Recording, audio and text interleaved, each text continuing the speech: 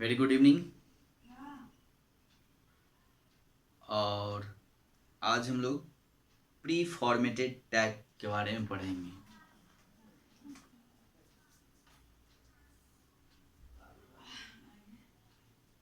Pre formatted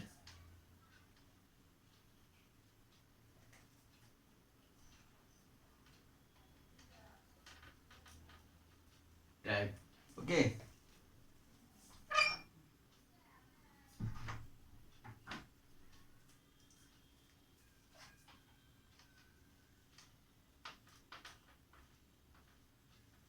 tag को हम लोग इस तरह से यूज करेंगे, PRE, प्री फॉर्मेटेड टैग।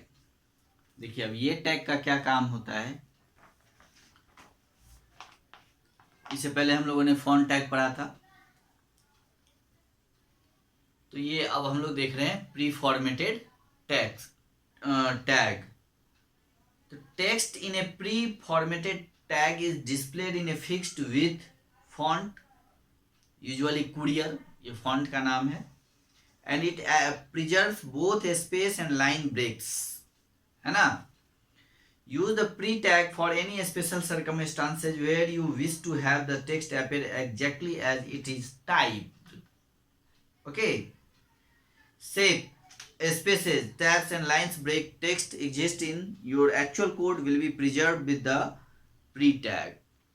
अब देखिए, HTML में जनरली अगर हम लोग कोई भी चीज़ प्रोग्राम के अंदर लिखते हैं, तो जो लाइन हम लोग, जैसे मान लीजिए कि अगर दो चार लाइन अगर हम कुछ लिखते हैं, ठीक है, जैसे बॉडी के अंदर मान लीजिए हम कोई 4 नाम ही लिख दिए, जैसे रवि कुमार, ठीक है। अगर हम यहां से लाइन चेंज भी कर लेते हैं, जैसे अनु कुमारी, ठीक है, रेहान खान, है ना, राज शर्मा, है ना। तो अगर इस तरह से हम लोग अगर बॉडी के अंदर लिखते हैं प्रोग्राम में, तो हमको तो यहाँ दिख रहा है कि हम यहाँ से यहाँ तक लिखे, फिर लाइन चेंज कर लिए, फिर ये लाइन नाम लिखे, ये लाइन चेंज कर लिए, फिर ये नाम लिखे और ये नाम लाइन चेंज कर लिए, मतलब 4 नेम्स हैं, 4 लाइन्स में हम लोगों ने लिखा है। लेकिन जनरली HTML में क्या होता है कि जब आप इस तरह से लिखेंगे ना, तो भी जब इस प्रोग्राम को हम लोग जब वेब ब्राउजर में खोलेंगे, तो ये कैसे दिखेगा, तो ये आपका आ जाएगा, रिजल्ट आपका जो है ना वो ऐसा आएगा, पहले रवि कुमार, है ना, फिर आ जाएगा अनु कुमारी, है ना, फिर आ जाएगा रेहान खान, ठीक है। जब यहाँ लाइन फुल हो जाएगा तब नीचे आ जाएगा फिर राज शर्मा। आप तो सोच रहे होंगे कि हमने तो लाइन चेंज कर करके यहाँ लिखा था, फिर ये इस तरह से कैसे आ गया, ठीक है। तो HTML में लाइन को ब्रेक करने के लिए भी कमांड है। अगर आप चाहते हैं कि इस तरह से लिखें, तो उसके लिए हम लोगों ने पढ़ा था पहले BR कमांड, है ना, कि जब तक हम लोग BR नहीं लगाएंगे ये लाइन ब्रेक नहीं होगा, लाइन जो है वो कंटिन्यू चलता रहेगा। अगर हम BR लगा देंगे तो फिर ये लाइन जो है आपका चेंज होगा। तो इसके लिए आपको BR कमांड का यूज करना पड़ेगा हर टेक्स्ट के बाद। अब चाहते हैं कि ये नाम लिखे, उसके बाद इसके नीचे ये दूसरा नाम आए, तो यहाँ पे आपको BR लगाना होगा। BR का मतलब होता है कि यहाँ पे लाइन को स्टॉप कर दिया गया, अब इस लाइन में कुछ भी नहीं लिखा जा सकता है ना। फिर इसी तरह हम लोगों ने यहाँ दूसरा नाम लिया, फिर इसके आगे भी BR लगा दिया, यानी अब इस नाम के आगे भी कुछ नहीं आएगा। इसी तरह इस सब में लगा दिया। तो जब इस तरह से BR टैग हम लगाएंगे, तो फिर आपको नाम जो है इसी तरह से जब ब्राउजर में खोलेंगे तो दिखेगा, है ना। चलिए, तो ये हो गया। और नहीं अगर लगाते हैं, तो जब हम लोग ब्राउजर में खोलेंगे तो हम लोग नाम इस तरह से लिखे हैं, लेकिन जब वहां दिखेगा ब्राउजर में जब खोलेंगे, तो इस तरह से एक लाइन में सब लिखा हुआ आपको मिल जाएगा, है कि नहीं। ये आप ध्यान दीजिएगा, जब हम प्रोग्राम करेंगे तो फिर आपको हम बताएंगे ये करके, कि अगर हम BR टैग का यूज नहीं करते हैं तो लाइन कंटिन्यू यहाँ से आपको करना शुरू कर देगा वो। आप सोच रहे हैं कि हम तो लाइन चेंज कर दिए हैं, लेकिन आपके चेंज करने से यहाँ वो लाइन चेंज होता नहीं है, वो ब्राउजर में लाइन एक ही लाइन में सब आ जाएगा वो, ठीक है। तो अब देखिए, अब इसी चीज को दूर करना है तो उसके लिए प्री फॉर्मेटेड टैग है, प्री फॉर्मेटेड टैग। अब कभी कभी क्या होता है, कोई खास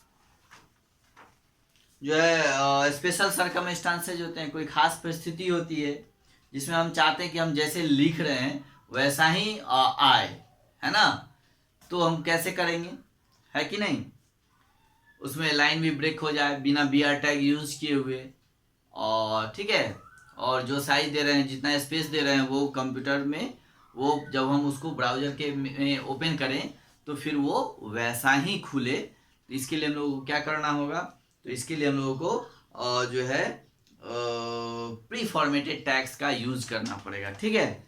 तो देखिए, जैसे सबसे पहले तो हम लोग कोई प्रोग्राम स्टार्ट करते हैं HTML से, फिर हेड, फिर टाइटल, ठीक है, फिर यहाँ पे लिखते हैं माय वेब पेज,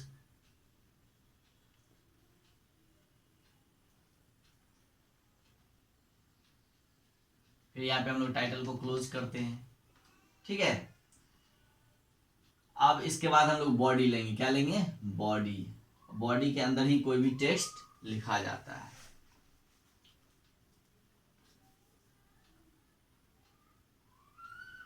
अब देखिए, यहां लिखते हैं the text below, the text below is pre formatted tag, okay. ये प्री फॉर्मेटेड टैग में जो नीचे टेक्स्ट लिखेंगे वो प्री फॉर्मेटेड टैग में होगा। तो प्री फॉर्मेटेड टैग के लिए सबसे पहले हम लोग यहाँ पे प्री टैग लेंगे, ओके। अब देखिए, जैसे हम लोग लिखते हैं सीरियल नंबर, ओके, फिर लेते हैं नेम, फिर लेते हैं एज, फिर यहाँ पे लाइन खींच देते हैं, ठीक है। अब सीरियल नंबर 1, फर्स्ट नेम है रविंद्र कुमार सिंह, RAVINDER कुमार सिंह, ओके। इनका एज जो है वो 12 है। सीरियल नंबर 2, अनु कुमारी, है ना, इसका एज जो है वो है 15। अब थर्ड देखिए, वो है रेहान खान, इनका एज जो है वो है 14। और नंबर 4 जो है वो है राज शर्मा,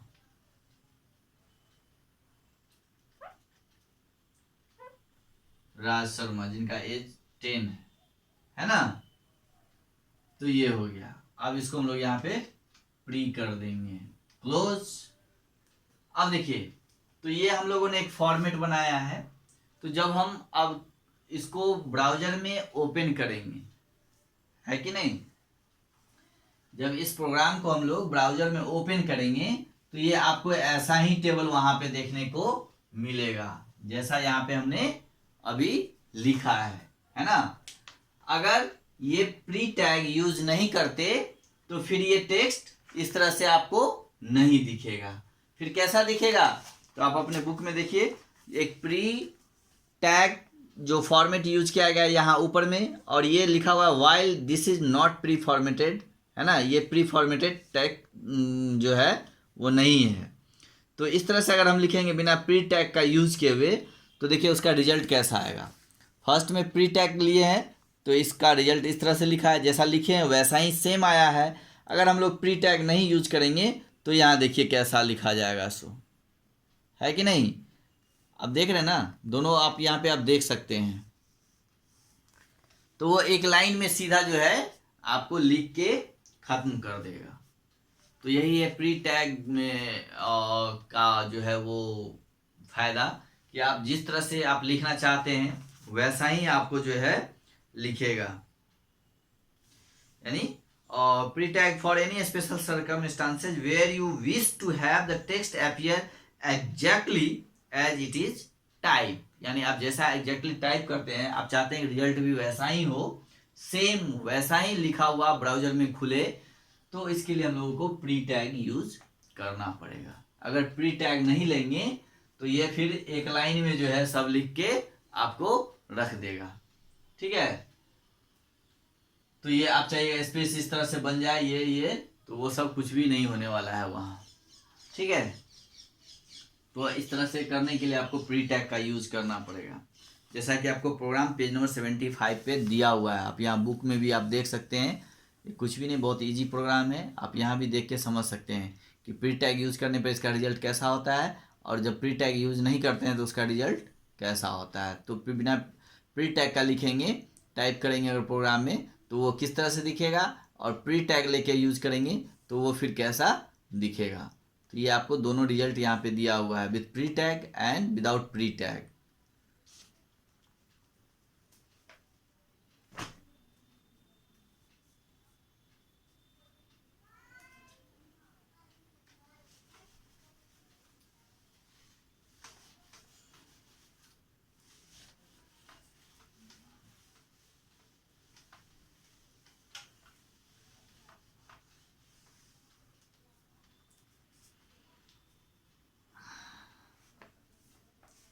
अब देखिए नेक्स्ट है दो, एक है स्मॉल टैग और एक है बिग टैग। स्मॉल टैग, इसके लिए हम लोग स्मॉल लिखेंगे, और नेक्स्ट है बिग टैग। इसके लिए हम लोग यहाँ पे टैग के रूप में इस तरह से यूज करेंगे, स्मॉल एंड बिग। अब देखिए ये दोनों टैग जो हैं इसका क्या काम है। तो small tag makes the text smaller. It makes the text one size smaller than the default size, the coded size or the inherited size. यानी ये टैग जब हम यूज कर देंगे तो क्या होगा, जो प्रोग्राम के अंदर जो डिफॉल्ट साइज होते हैं, जो पहले से साइज उसमें सेलेक्ट होता है, उससे इस टेक्स्ट का साइज एक साइज जो है वो छोटा होगा। जिस टेक्स्ट पे हम ये अप्लाई करेंगे ये टैग, वो टेक्स्ट का साइज क्या हो जाएगा, जो डिफ़ॉल्ट साइज ऑलरेडी पहले से जो टेक्स्ट का साइज है उससे एक साइज छोटा हो जाएगा, और बिग लेंगे तो एक साइज बड़ा हो जाएगा। ठीक है, यानी big tags make text bigger, it makes text one size larger than the default size, the coded size और द इनहेरिटेड साइज। ठीक है, जो आपका कोडेड साइज है उससे वो एक साइज बड़ा कर देगा। जैसे ये हमने इतना बड़ा लिखा है तो ये थोड़ा और बड़ा हो जाएगा।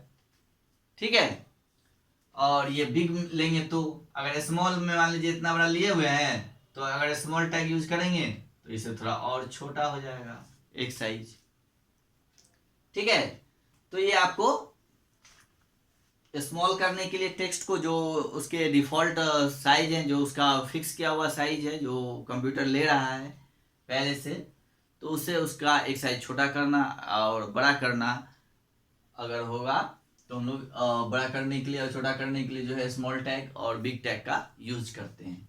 अगर बड़ा करना हो तो इस बिग टैग, और छोटा करना हो तो स्मॉल टैग। ठीक है, ले लेंगे और वो छोटा हो जाएगा, बड़ा हो जाएगा।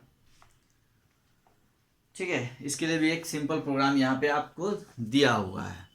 ठीक है, तो ये मेरे लिखने से समझ में नहीं आने वाला है जब तक इसको हम लोग करके नहीं देखेंगे। तो ये है, अब इस चैप्टर में लगभग सारे टॉपिक्स कवर हो चुके हैं, सारे डिस्कस हो चुके हैं। अब इसमें कुछ some special characters and blank space in HTML। अगर HTML में कुछ कैरेक्टर्स हैं जिसको यूज करने के लिए, और यहाँ पे सिंबल भी दिया हुआ है, जो सिंबल है और उसके कोड भी दिए हुए हैं, है ना, और उसका नाम भी दिया हुआ है ना। Some special characters and blank space in HTML to display special character and accented letters on the web page, a special set of codes called characters entities are used To use the characters code in HTML, remember to put the ampersand before the code and the semicolon after the code, है ना. To put some special characters or blank space on document, we should use the following code. ठीक है, देखिए अब यहाँ पे कुछ code दिया हुआ है, तो ये कोड जो है हम लोग जब यूज करेंगे तो कोड को स्टार्ट जो है हम लोग एंड वाला जो सिंबल होता है जिसको एम्परसेंड बोलते हैं, है ना, वो करेंगे, उससे स्टार्ट करेंगे और लास्ट में जो है सेमी कोलन देना होता है. ठीक है, यानी इस दोनों के बीच में हम लोग कोड लिखते हैं. ठीक है, अब देखिए नॉन ब्रेकिंग स्पेस के लिए कोई सिंबल नहीं है, लेकिन इसके लिए हम लोग कोड जो है एंड का सिंबल NBSP देंगे. ठीक है, अगर ये एम्परसेंट का सिंबल बनाना है तो उसके लिए है AMP, और जैसे ये सेंट का सिंबल बनाना है तो CENT. तो यहाँ पे सारे कोड दिए हुए हैं. ठीक है, आपका कॉपीराइट का है, डिवाइड का है, ग्रेटर देन का है, लेस देन का है, प्लस माइनस का सिंबल बनाना है, यूरो का सिंबल बनाना है, कोटेशन मार्क्स का सिंबल बनाना है, लेफ्ट डबल कर्ली कोट देना है ना, राइट डबल कर्ली कोट देना है, फिर रजिस्टर्ड का सिंबल बनाना है.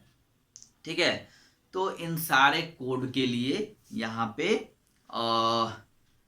सारे सिंबल्स के लिए यहाँ पे कोड दिए हुए हैं. ठीक है, तो इस कोड को आपको स्टडी करना होगा. ठीक है, इसको पढ़िए, देखिए कि कौन से सिंबल्स के लिए कौन कौन से कोड हैं. ठीक है, तो इस तरह से ये चैप्टर आपका आज फाइनल हो गया, फिनिश्ड हो गया. अब इसके एक्सरसाइज को आप लोग करिए. ठीक है, और एक्सरसाइज भी कोई वास्ट नहीं है, इसमें फिल इन द ब्लैंक्स हैं, चूज द करेक्ट आंसर है, write the usages of the following tags हैं. ठीक है, ये आपको करना है. चलिए मैं डिस्कस कर दे रहा हूँ. फर्स्ट है the choose the correct answer.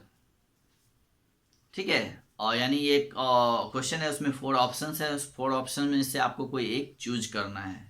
ठीक है, तो first question is the fill in the blanks attribute of font tag get size of the font, है ना, यानी कौन सा एट्रीब्यूट है फॉन्ट टैग का जो फॉन्ट के साइज को सेट करता है. तो हम लोगों ने पढ़ा है साइज, फॉन्ट का एट्रीब्यूट कौन कौन सा है जो साइज को फिट करता है. तो इसमें तो 3 ही एट्रीब्यूट हैं, साइज है, कलर है और फेस है. तो क्या हो जाएगा, साइज एट्रीब्यूट, यानी ऑप्शन नंबर बी.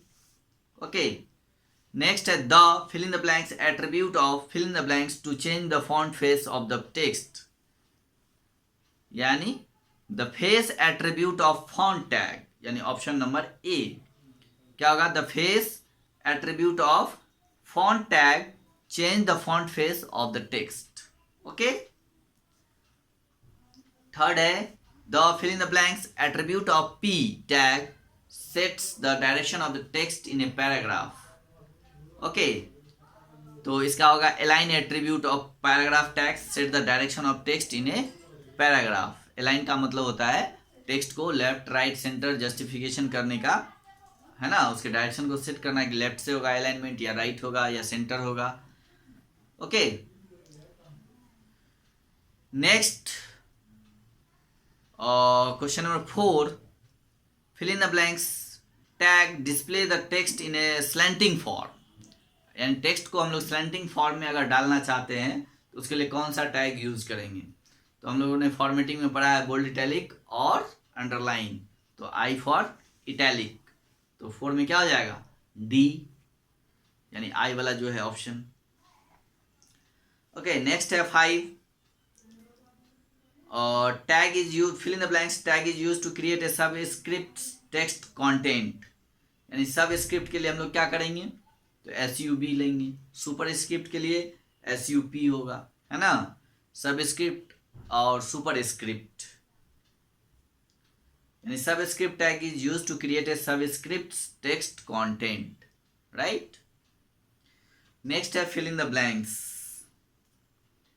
फर्स्ट है फिल इन द ब्लैंक्स में ऊपर कुछ वर्ड्स दिए हुए हैं हेल्प के लिए, उसको आप देख के इस फिल इन द ब्लैंक्स में आप फिल कर सकते हैं। तो फर्स्ट है fill in the blanks is used to improve the appearance of the content in the web page. First option है बिग है, सुपर स्क्रिप्ट है, फॉर्मेटिंग बोल्ड और टीटी यानी टाइपराइटिंग फॉर टेक्स्ट जो है, टेली टाइप टेक्स्ट टैग। तो content के appearance को इम्प्रूव करने के लिए तो हम लोग फॉर्मेटिंग करते हैं, तो इसमें फॉर्मेटिंग ही होगा।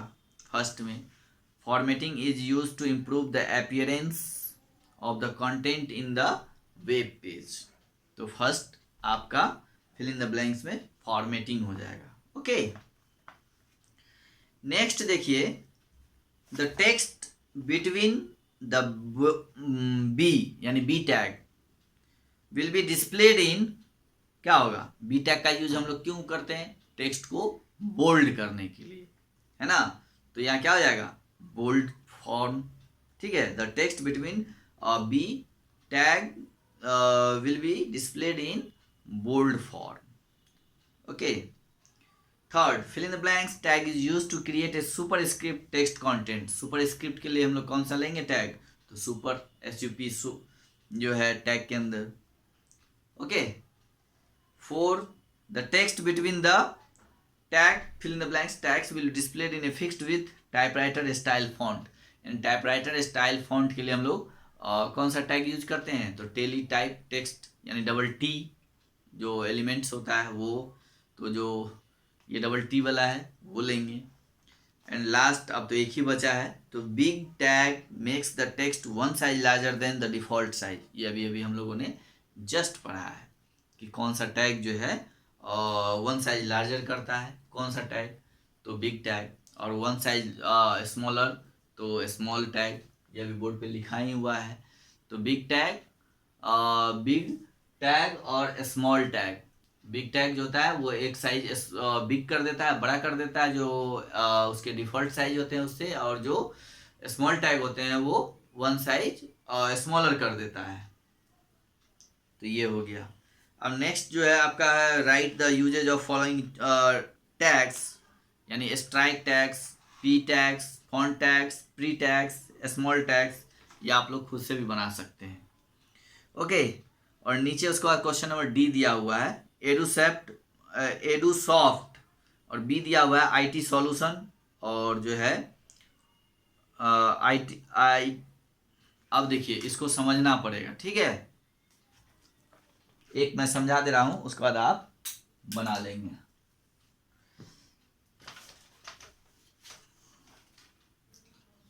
अब देखिए यहाँ पे लिखा हुआ है EDUSOFT एडूसॉफ्ट।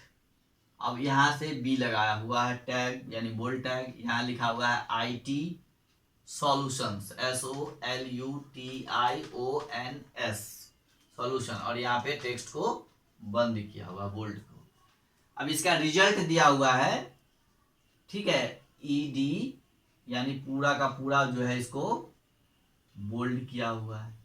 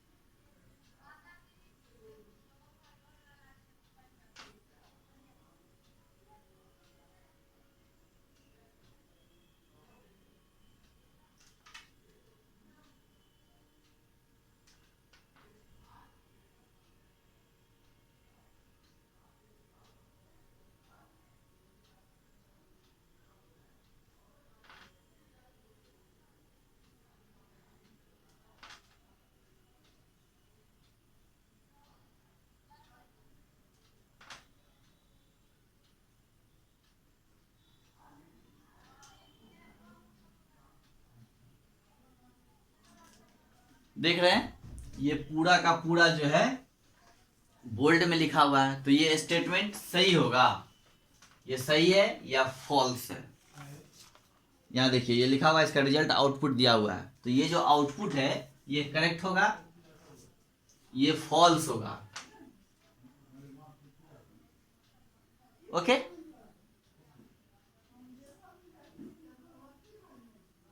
तो ये क्या होगा आपका, देख रहे हैं यहाँ पे बी यहाँ लगा हुआ है और बी यहाँ बंद किया हुआ है, तो इस दोनों के बीच में कौन सा टेक्स्ट है, IT सॉल्यूशन, तो सिर्फ यही दोनों बोल्ड होंगे, ये बोल्ड नहीं होगा, लेकिन यहाँ पे आपको टोटल बोल्ड करके दिखाया गया है, तो इसलिए ये स्टेटमेंट गलत होगा।